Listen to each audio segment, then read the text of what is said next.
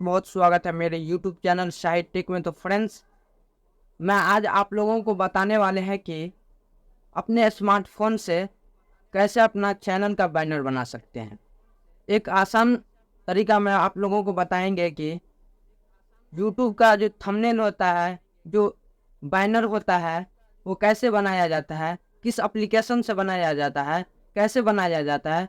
आज की इस वीडियो में पूरा ट्यूटोरियल देने वाले हैं, A to Z जानकारी देंगे कि कैसे बनता है। तो आपको समझ में नहीं आएगा कि क्या बताया, इसलिए इस वीडियो को अंत तक देखेंगे तो आप लोगों को एक अच्छा बैनर बनाना आ जाएगा।